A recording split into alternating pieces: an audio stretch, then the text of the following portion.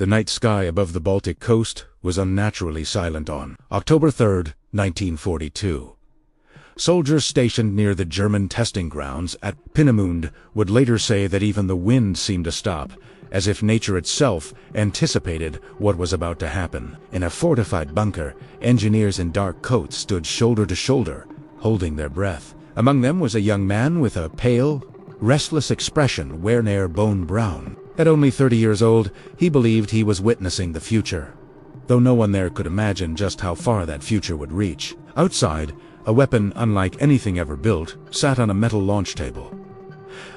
A missile that would soon be renamed the V2. It was experimental, unstable, and terrifying. And in the distant decades to come, people would remember it not only as a weapon, but as the machine that quietly began the journey to the moon. When ignition began, a deep mechanical growl rolled across the sand dunes. Shockwaves trembled through the soil, rattling steel and bone. Flames erupted from beneath the rocket, and the soldiers instinctively stepped back, shielding their faces from the blinding white glare. The rocket lifted from the ground, slowly at first, as if wrestling against the weight of gravity. Then it broke free, ascending, accelerating, climbing higher and higher. All eyes were fixed on a point of light rising toward the stratosphere. For several seconds, there was no sound except the fading roar of the engine. And then the ground instruments confirmed what no human had ever achieved before. The rocket had crossed the invisible threshold of space. Humanity had just taken its first step beyond Earth's atmosphere. Oh, in a war that tore the world apart. Von Braun stood motionless, listening to a crackling radio transmission reporting the rocket's altitude and trajectory. He felt both triumph and dread. His lifelong dream was to build machines that would explore the solar system, not weapons. But in 1942, dreams did not matter. The rocket would not be remembered here as a miracle of engineering, but as a weapon meant to fall on distant cities. He knew this would haunt him. Yet, at the same time, he could not ignore the truth. History had changed in those seconds. Mankind could now touch the stars, even while trapped in its darkest hour. In London, Allied intelligence analysts would soon receive scattered, alarming reports. Something had launched from northern Germany, something fast, silent, unstoppable. Commanders worried that if such technology matured, no city would ever be safe again. Inside the War Office, men gathered around a long oak table, studying intercepted communications and blurry reconnaissance photos of Peenemünde. They knew they were racing against time. If Germany perfected this technology, the balance of the war could tilt in a way no army could counter. And yet, none of them knew the full truth. The same technology threatening their lives might one day carry their descendants to another world. Meanwhile, far from the laboratories and war rooms, civilians across Europe endured bombings, hunger, and fear without knowing that above them, human history had quietly split into two eras. One before space was reached, and one after. Newspapers could not report it.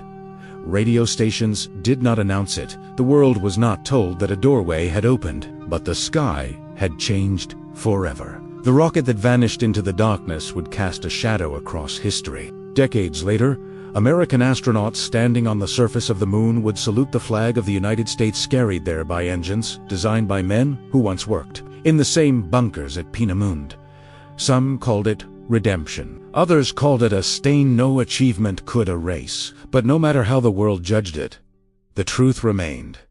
On that silent night in 1942, humanity took the first step on a road that would lead through triumph and tragedy, the stars. In the weeks that followed the first successful launch, Peenemünde transformed into a fortress of secrecy. Patrol dogs roamed the perimeter, spotlights swept the skies, and every engineer entered through checkpoints, reinforced with layers of authorization. The German High Command was no longer interested in experiments. They wanted a weapon that could alter the war. Wernher von Braun spent long nights inside reinforced concrete facilities, surrounded by chalkboards filled with equations and steel tables covered with fuel samples. The smell of ethanol and liquid oxygen clung to every corridor. It was a world of calculations, pressure valves, and midnight arguments between brilliant men trying to solve impossible problems. And despite the tension, a single idea pulsed in von Braun's mind: This machine could go beyond war. It could go beyond Earth. Yet even dreams had a cost. Underground factories were ordered to prepare for mass production, and the missile was renamed Vergeltungswaffe, weapon of retribution. The name alone made von Braun uneasy. Still, he continued his work, torn between ambition and reality. Many of the engineers shared the same conflict. They knew they were standing at the edge of the future, but the future was dripping with consequences. As prototypes detonated on test stands and flight models shattered in the sky, the program pushed forward with ruthless determination. No failure was acceptable, not to those who demanded results from Berlin. Meanwhile, Allied reconnaissance flights circled overhead. Pilots returned with photographs showing strange construction patterns, enlarged rail lines, and fuel depots that did not match known aircraft operations. Intelligence analysts, hunched over magnifying lenses in dimly lit rooms, studied images of elongated cylinders and launch scaffolds. Something was happening at Peenemünde. Something new. Reports were dispatched to London and Washington, warning that Germany might be close to unveiling a threat unlike anything the world had seen. In offices filled with maps and radios, military leaders debated strategies to stop it before it was too late. For von Braun, the pressure rose with every successful test. He walked the shoreline after long shifts, staring at the horizon as if searching for an answer hidden in the darkness. His mind divided itself between two futures. In one, rockets would lift telescopes and explorers into the unknown. In the other, they would fall on cities and leave nothing behind but shattered streets and silence. He had read the works of Jules Verne. As a boy, he remembered imagining rockets landing on the moon. No, he helped build rockets meant to strike without warning. The contradiction gnawed at him endlessly. By 1943, the rocket reached operational range. It could arc through the stratosphere and descend faster than the sound of its own arrival. Von Braun and his colleagues witnessed launches that vanished into the sky and returned to Earth, miles away in bursts of flame. Journal entries from engineers, later discovered by historians, contained both awe and fear. The technology was no longer theoretical. It was real, and the world would soon experience its consequences. As the program accelerated, plans were drafted that would change the war's trajectory and alter the course of human exploration. What began as an experiment was now a strategic weapon. The Allies prepared countermeasures, unaware that their own future space program would depend on capturing this very technology. History was shifting beneath the feet of everyone involved, but no one could see where the path would lead. The race for the rocket was no longer just about winning a war, it was about controlling the future. By August 1943, Allied command had reached a critical conclusion.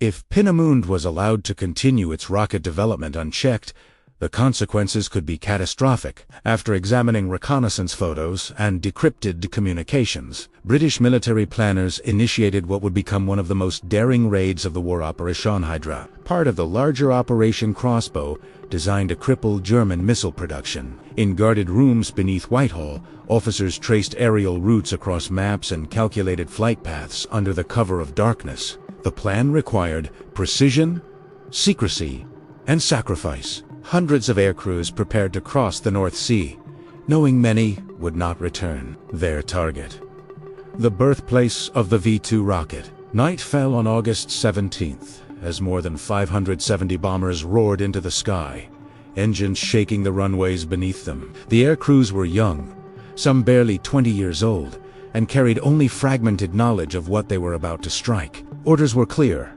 destroy research facilities, engineering bays, and living quarters for staff. The attack had to be swift and decisive. As the planes crossed into enemy airspace, searchlights swept the clouds and flak cannons fired into the darkness, exploding in bursts of red and white. Pilots fought to maintain formation amid turbulence and radio silence, navigating by moonlight and instruments a steel procession, cutting across the night. On the Wernher von Braun and his team were asleep when the first bombs fell.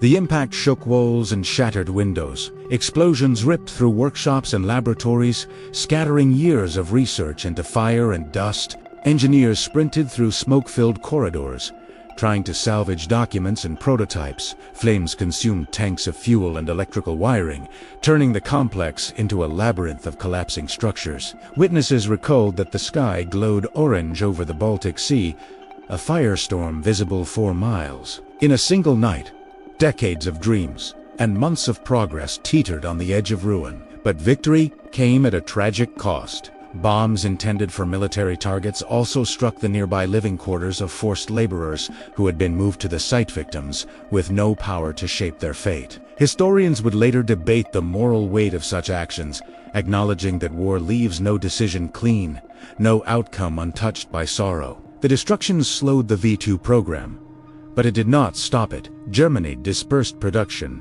relocating critical operations underground, beyond the reach of most Allied bombs. Peenemünde had been wounded, not eliminated. In London, intelligence officers monitored reports and aerial photos confirming extensive damage. There was relief, but not triumph.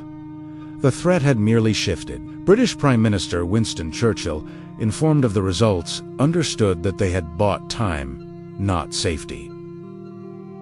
The race continued. The Allies knew they would eventually need to capture documents, scientists, and technology before the war ended, or risk seeing them fall into Soviet hands. As reconstruction began, von Braun returned to the ruins, stepping over broken glass and twisted steel.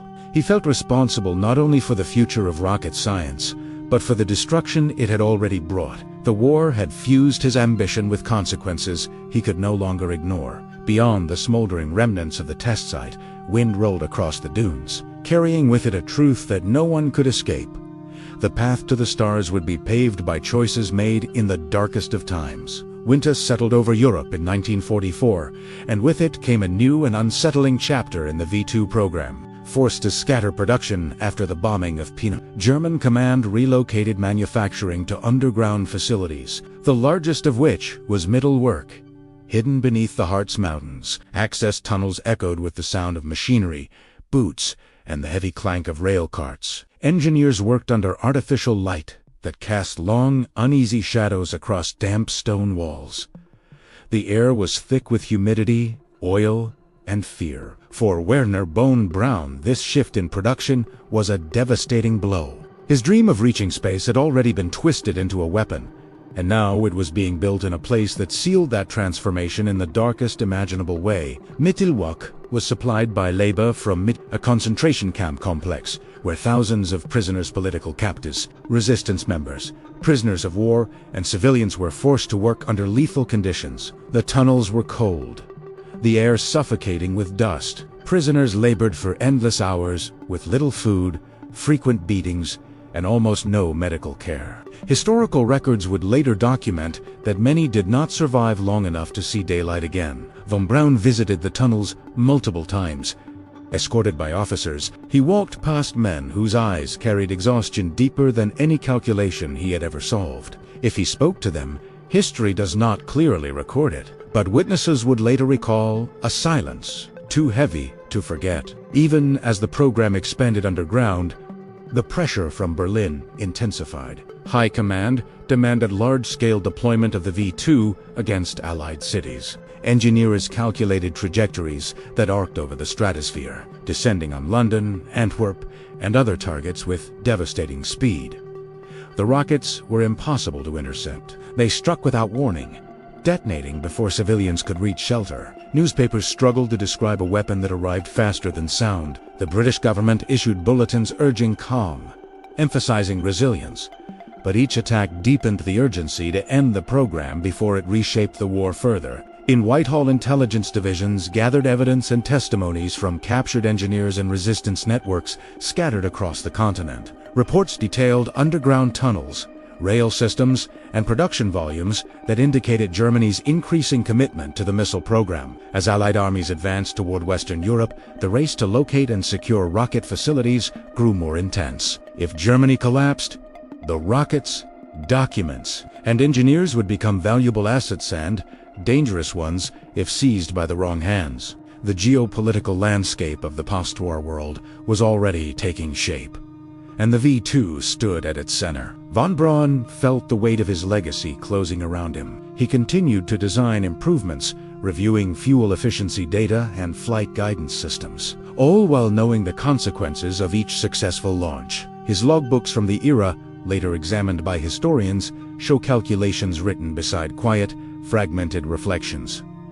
"We could have gone to the stars another way." The contradiction grew sharper with each passing month, as both his aspirations and his responsibility deepened. By early 1945, the walls of the underground complex trembled not from rocket engines, but from distant artillery. The front was approaching. Engineers and officers understood that the end of the war was near. They faced decisions that would define not only their fate, but the technological destiny of the world. Some prepared to surrender, others planned to flee. The question that hung in the stale air of the tunnels was no longer how far their rockets could travel, but who would control the future they had unlocked. The final months of the war brought a new kind of urgency to the rocket program. As Allied forces pressed deeper into Germany, top officials realized that the V-2 was no longer just a weapon, it was a bargaining chip for the future. A race began among the collapsing German command, the advancing United States and British armies, and the Soviet Union pushing from the east. Each side knew the same truth. Whoever secured the rocket technology and the brilliant minds behind it would possess an advantage that could shape warfare, aviation, and eventually the frontier of space itself. Von Braun, aware of this, made a decision that would define the rest of his life. He began quietly preparing to surrender not to the Soviets, but to the Americans. Inside an office littered with blueprints, research logs, and equipment lists, Von Braun and several engineers debated their next step. Many of them feared Soviet captivity. Knowing the Red Army would soon reach the central rocket facilities, rumors circulated of harsh interrogations, forced technical labor, and political trials. The Soviet Union had its own rocket ambitions, and S-work would accelerate them by years. If von Braun's team fell into their hands, space exploration might emerge behind the Iron Curtain. Von Braun believed that the United States, despite being an enemy at the moment, offered a better future for their research. A future that could be guided by exploration rather than retaliation. But leaving was not simple. Much of the documentation was still stored in underground vaults and tunnels throughout. Engineers risked their lives smuggling critical pages, microfilms, and design components.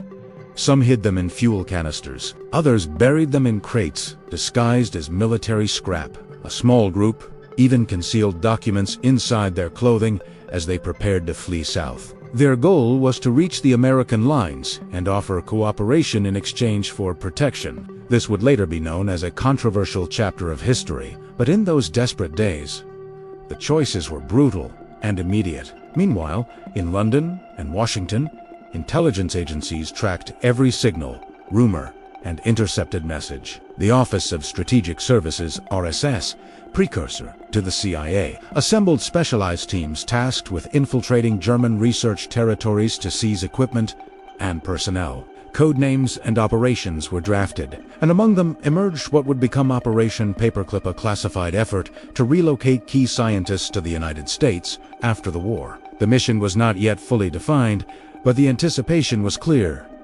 Science was becoming the next battlefield. As artillery grew louder in the streets above Von Braun and his closest colleagues traveled through bombed rail lines and abandoned villages heading toward Bavaria. Witnesses recalled a caravan moving in fragmented groups, some on foot, others in vehicles with engines that coughed and sputtered from lack of fuel. The roads were lined with civilians fleeing an uncertain future. Von Braun looked out the window of a rickety truck, and for a moment, the weight of everything behind him seemed overwhelming. The rockets, the program, the cities struck, the prisoners forced to build the machines, the war that had consumed millions. He knew that history would not forget. Days later, exhausted and bruised from travel, a small delegation of engineers encountered an American patrol. They carried no weapons-only documents and a message. Von Braun stepped forward, introducing himself in precise English.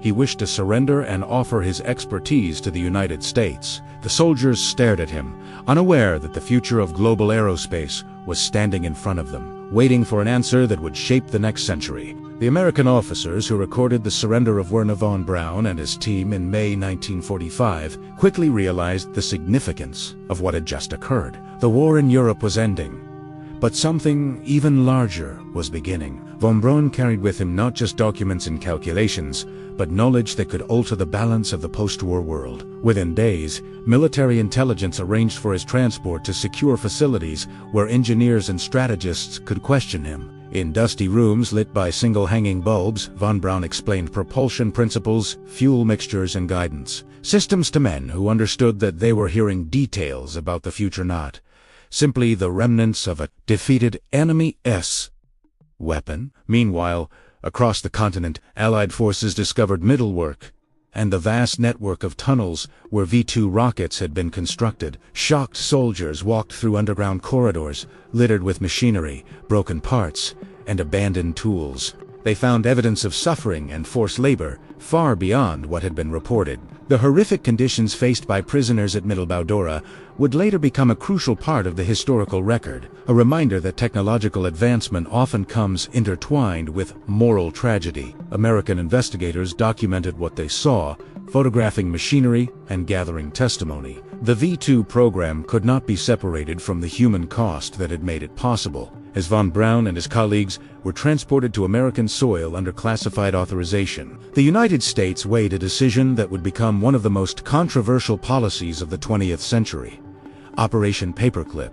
The mission sought to gather German scientists, some formerly involved in projects tied to the Nazi regime, relocate them to the United States for research. For von Braun, it meant a new beginning, though one shadowed by the past. American officials debated the ethics of employing men who had designed weapons of destruction, but the emerging geopolitical landscape left little room for hesitation. The Soviet Union, once an ally, was becoming a rival. The next great conflict might be fought in the realm of science. In London, officials analyzed captured reports and gradually understood the implications of what had transpired. The V-2 rocket was not just a wartime weapon, it was a prototype of a future that would define global power. The missile's supersonic descent, its navigation through the stratosphere, and its capacity to reach distant targets represented a historic leap in engineering. Newspapers cautiously acknowledged the technology after victory in Europe was declared, though details remained classified.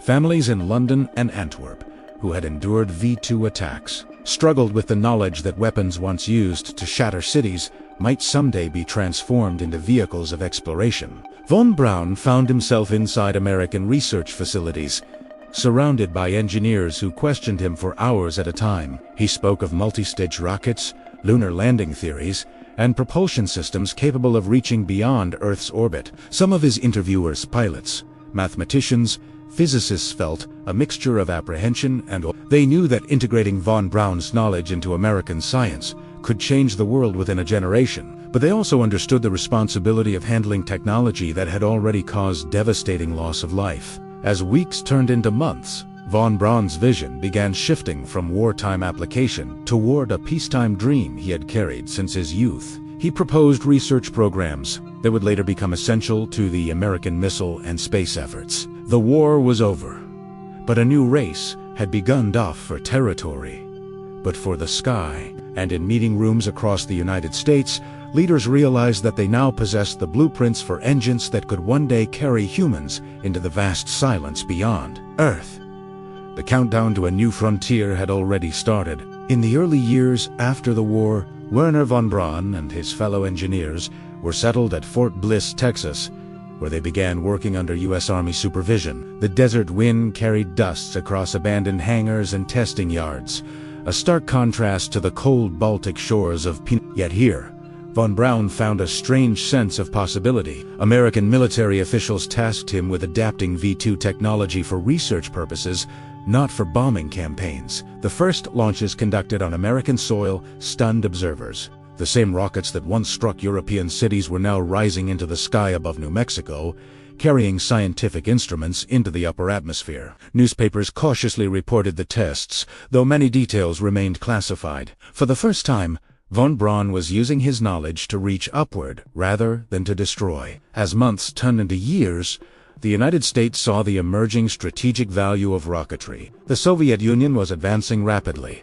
developing its own missile program using captured German engineers and equipment. The world stood on the threshold of a new era, one shaped not by battleships or tanks, but by machines that could travel through space. President Truman's administration recognized that the future of national defense and, perhaps, global power would depend on whoever controlled the skies beyond Earth. Von Braun submitted proposals outlining vehicles that could orbit the planet and eventually land on other worlds. Such ideas sounded like fantasy to some military officials, but others recognized that the impossible was becoming possible. Not everyone welcomed this new chapter. Public debate emerged over the ethics of employing former German scientists. Families who had lost loved ones to V2 attacks questioned how the same engineers could now be celebrated for their brilliance. Investigative reports examined the suffering at Mittelbadora, urging the United States to acknowledge the full historical weight of the technology it now pursued. Von Braun, facing scrutiny, issued statements emphasizing his long-standing belief in space exploration. Historians would later analyze his words, debating whether they reflected genuine conviction, strategic positioning, or both. Despite controversy, progress accelerated. Testing grounds at White Sands saw dozens of launches that collected data on cosmic radiation, atmospheric composition, and extreme altitudes. American scientists began considering what had once seemed unimaginable: satellites that could relay information across continents, spacecraft that could navigate far beyond human reach. Von Braun and his team published technical papers, collaborated with universities, and gradually shifted the national perception of rockets from weapons of terror to instruments of discovery. By the mid-1950s, von Braun and a growing number of American engineers began advocating for a civilian space agency. They argued that space was not merely a domain for military competition, but a frontier for human knowledge. Conferences were held, panels debated, and politicians listened, captivated by the vision of a future in which citizens of Earth might travel beyond their home planet. The Cold War had divided the world, yet the sky above remained open to anyone who could reach it. Von Braun's ideas moved beyond theory when the United States authorized the development of Redstone and Jupiter rockets, evolving from the same engineering principles born in the tunnels of Every engine test, every launch, carried echoes of a past that could not be erased. Yet it also carried something else: a step toward a future in which rockets would lift not bombs, but astronauts. The transformation had begun. The world was still wary, still wounded, but humanity was now looking up. The world changed in October 1957. A signal from the sky, an artificial pulse, transmitted from a small metal sphere, etched through radios across the globe.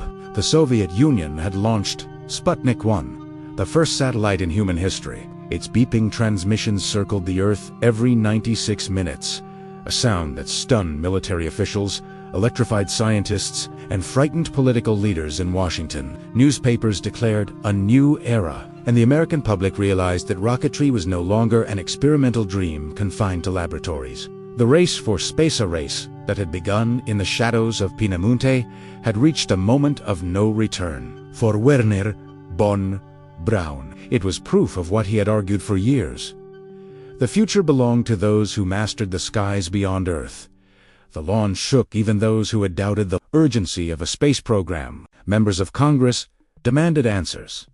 How could the United States, whose industry had helped win the war, fall behind so quickly? Committees convened, hearings intensified, and the American government reconsidered its reliance on slow-moving programs and divided research efforts. The Soviet achievement also carried strategic implications. If a satellite could orbit the Earth, it meant a rocket could reach targets across oceans. The Cold War had found a new frontier, where every calculation in the upper atmosphere echoed in the minds of national defense planners. At Redstone Arsenal in Alabama, von Braun and his team watched the developments with mixed emotions. They believed they could have sent a satellite into orbit earlier, but authorization had been withheld due to political concerns and interbranch disputes. Now, after Sputnik, priorities shifted overnight.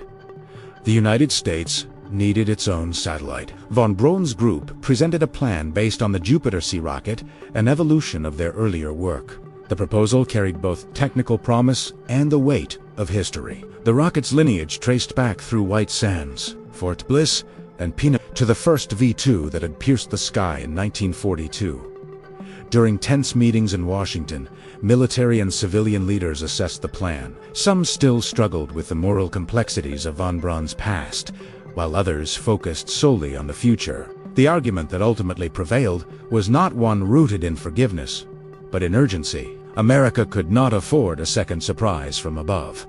Approval was granted. Preparations began immediately for what would become Explorer 1, the first American satellite. Launch day arrived on January 31, 1958. Engineers crowded the control room, their eyes fixed on rows of flickering monitors. Outside, the Jupiter Sea stood against the night sky, a column of fuel and mathematics poised to push the United States into a new chapter of history. At ignition, the ground trembled, the rocket rose, fire and smoke carving through the darkness, and then freedom. Minutes later, confirmation arrived. The satellite was in orbit. Cheers filled the room.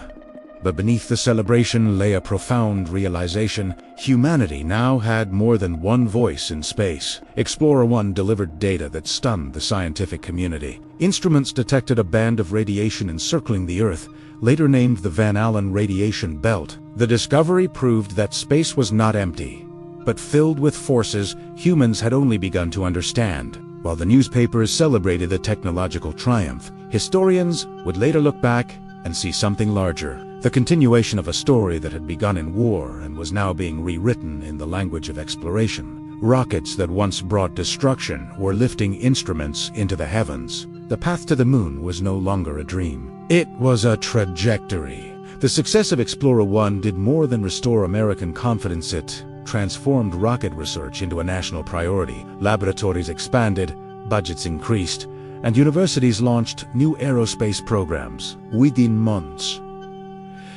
months, President Dwight D. Eisenhower signed legislation establishing the National Aeronautics and Space Administration. The agency would unify civilian and military research, turning separate efforts into a single, focused mission to push humankind deeper into space. Wernher von Braun and many members of his team were transferred to this new organization, carrying with them decades of knowledge and the lingering weight of a history that could neither be forgotten nor undone.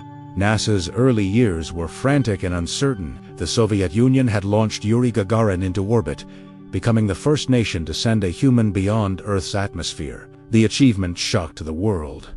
Intensifying the space race, Americans watched the news with a mixture of awe and anxiety. If the Soviets could place a man in orbit, they feared what else could be placed there. Von Braun argued that the United States needed a clear, unifying objective, something bold enough to recapture the frontier of possibility. Engineers packed conference rooms, filling chalkboards with sketches and trajectories. The idea that emerged was monumental.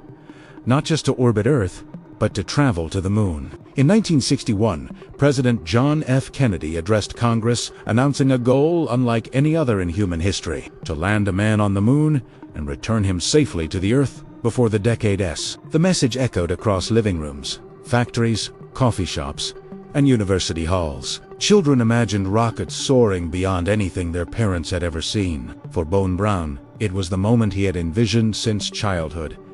It also carried a gravity far greater than the moon itself. His vision would be tested publicly, every step visible to a world that remembered the rockets of the past as much as it dreamed of those of the future. Work began on the engine that would make such a mission possible.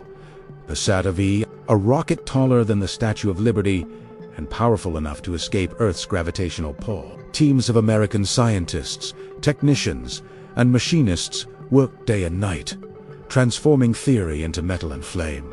Von Braun served as the director of the Marshall Space Flight Center, overseeing the development of the massive launch vehicle. He moved through testing facilities with notebooks and equations, much like he had done decades earlier, though the purpose was now profoundly different. These engines were not built for destruction, they were built for destiny. But questions remained. Journalists, historians, and families affected by the V-2 bombings continued to scrutinize von Braun's role in the war. Debates unfolded in newspapers and academic forums.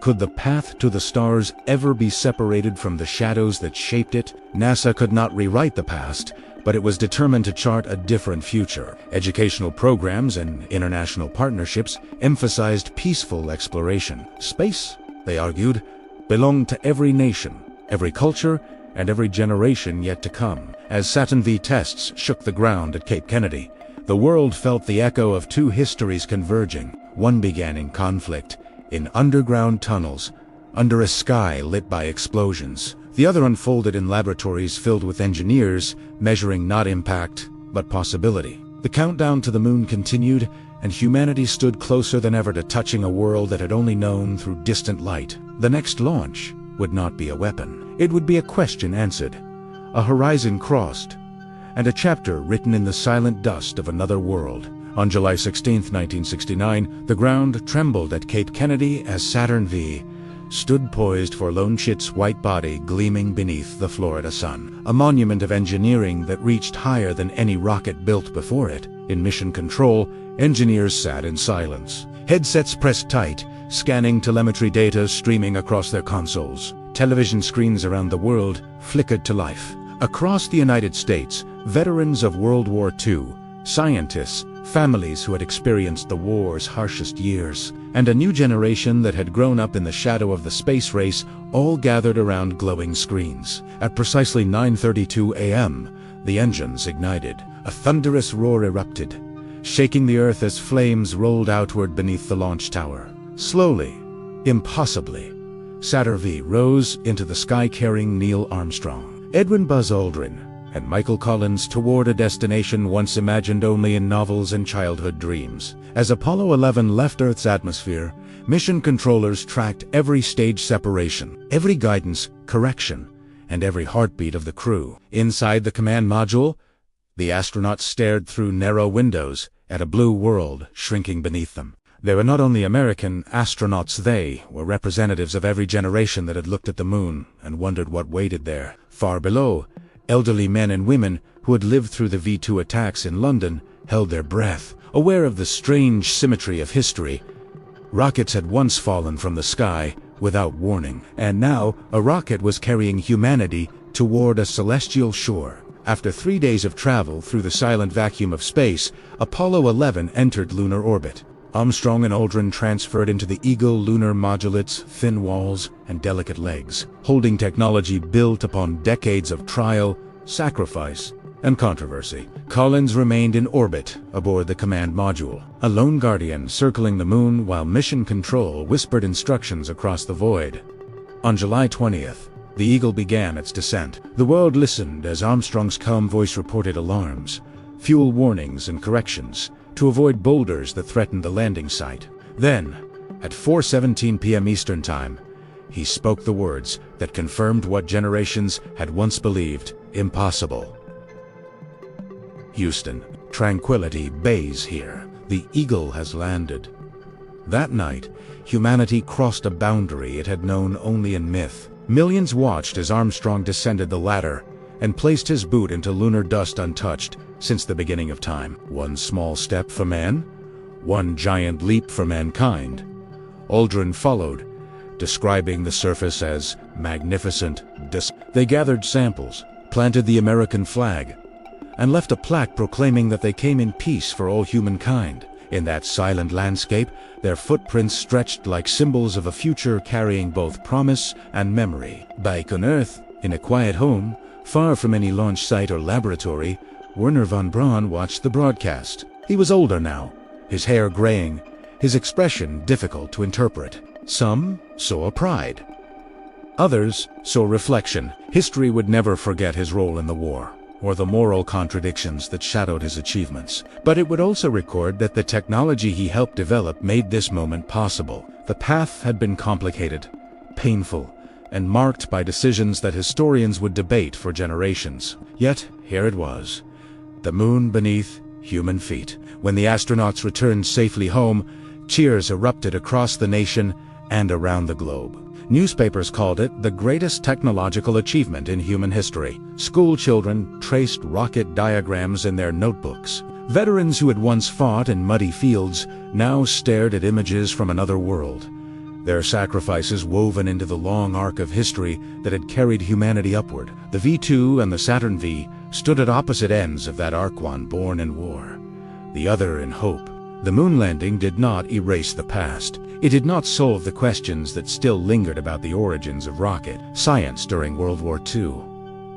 But it proved that human advancement could move beyond destruction. The same force that once sent fear across cities now carried the possibility of exploration, cooperation, and discovery. And as Armstrong and Aldrin lifted off from the lunar surface, leaving behind a flag, a plaque, and silent footprints, they carried with them a truth written across the sky of 1942 and the vacuum of 1969. Humanity had learned to reach the stars.